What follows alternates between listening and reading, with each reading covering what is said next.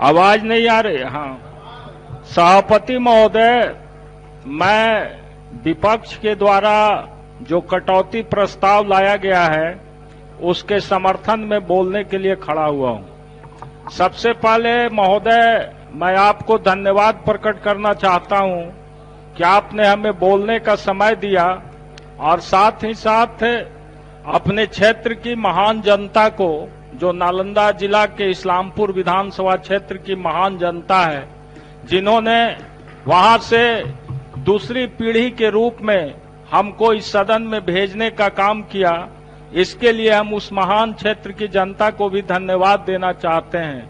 और साथ ही साथ हम अपने पार्टी के राष्ट्रीय अध्यक्ष आदरणीय श्री लालू प्रसाद यादव जी, हमारे विपक्ष के नेता श्री तेजस्वी प्रसाद यादव जी का भी हम शुक्रगुजार हैं कि उन्होंने यहां तक पहुंचाने में हमें सहयोग किया। इसके लिए मैं उन्हें भी धन्यवाद देना चाहता हूं।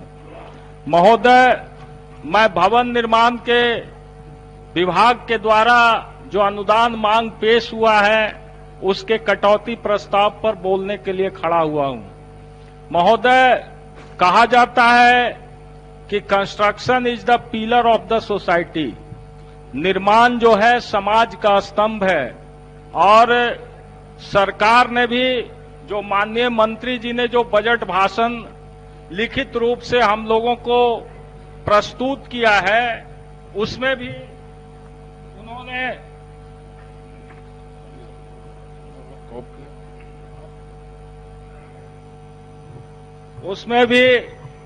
माननीय मंत्री जी ने कहा है कि विगत 15 वर्षों में भवन निर्माण विभाग ने भवनों के निर्माण में गुणात्मक और संख्यात्मक दोनों ही दृष्टि से उपलब्धियां हासिल की है।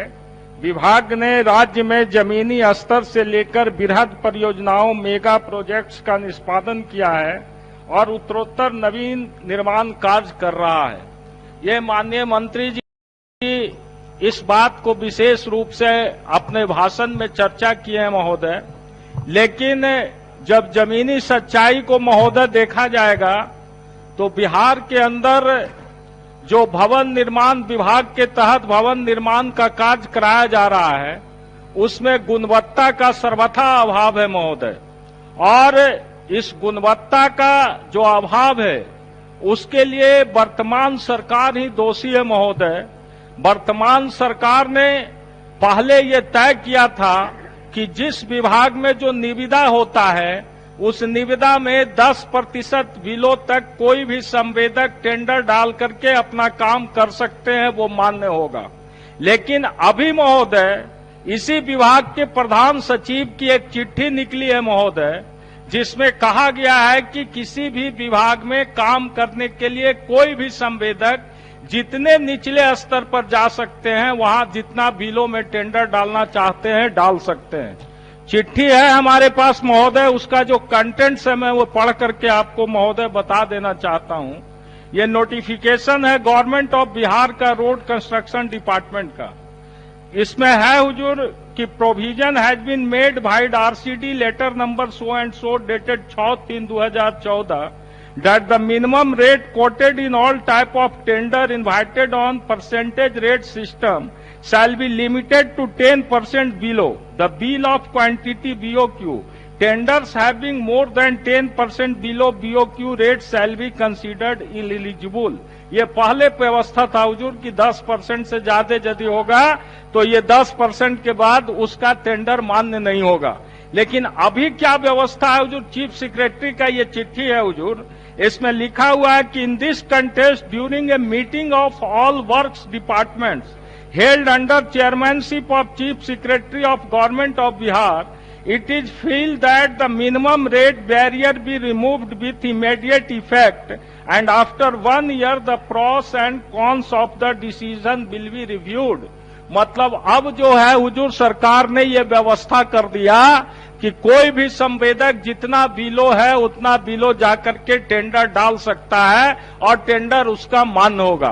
कहने का मतलब है हुजूर कि एस्टीमेट बनाने की जो प्रक्रिया है, जो बिल ऑफ क्वांटिटी बनाया जाता है हुजूर, जो उसका जो स्टैंडर्ड रेट है मटेरियल का, उसके आधार पर स्टैंडर्ड रेट के आधार पर एस्टीमेट का निर्माण होता है हुजूर। और उसके बाद कोई संवेदक यदि 60% बिलो जाकर के कोई काम लेता है किसी विभाग में, इसका मतलब है कि वो गुणवत्ता से समझौता करता है और वो घटिया मटेरियल डाल करके विभाग का निर्माण कराता है। और ये सरकार इस संस्कृति को बढ़ावा दे रही है महोदय।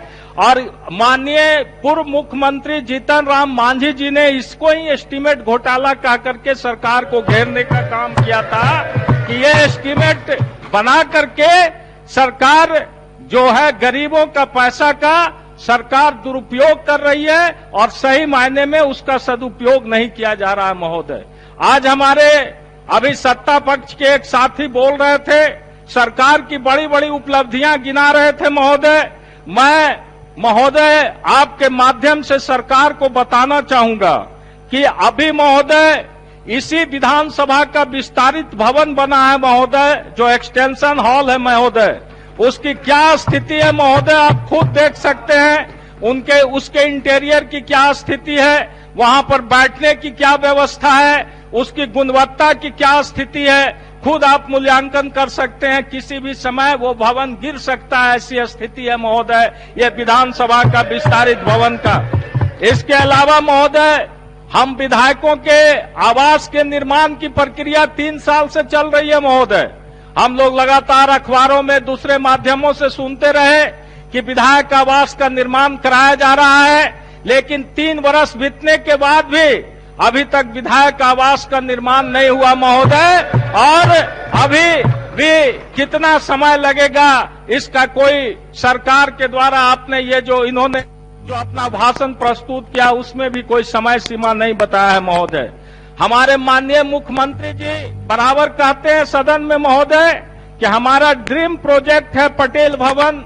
जिस पटेल भवन को हमने बनाया है ये हमेशा माननीय मुख्यमंत्री जी कहते हैं। माननीय सभापति महोदय को भी पटेल भवन जाने का मौका मिला होगा महोदय। वहां अभी तक पेयजल की व्यवस्था नहीं हुई है महोदय। वहां लोग जाते हैं, उनको पानी पीने का व्यवस्था नहीं है।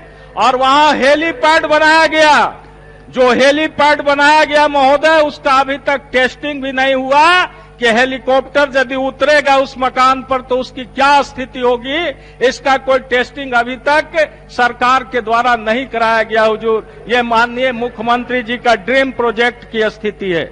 इसके अलावा हमारे दरभंगा में इंजीनियरिंग कॉलेज का बाउंड्री कराने के लिए सरकार ने 2019-20 वित्तीय वर्ष में ही घोषणा किया था।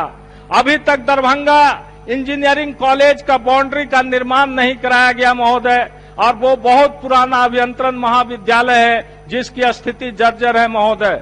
हमारे नालंदा जिला में जहां से गृह जिला है मुख्यमंत्री का, हमारे माननीय मुख्यमंत्री जी आते हैं। हमारे माननीय मंत्री सरवन बाबू यहाँ बैठे हुए हैं हमारे ही जिला का महोदय। हमारे बगल इस्लामपुर के बगल में खोदागंज बाजार में महोदय, जहां लगभग 10,000 की आबादी है खोदागंज बाजार में, वहां अस्पताल का निर्माण का घोषणा माननीय मुख्यमंत्री जी ने आज से 7 वर्ष पूर्व किया था, लेकिन अभी तक वहां अस्पताल के भवन का निर्माण नहीं हुआ महोदय। और वहां जो है डॉक्टर जो कोई बैठते नहीं, अस्पताल की स्थिति जर्जर है, जो पहले का जीर्ण शीर्ण स्थिति था वही है महोदय।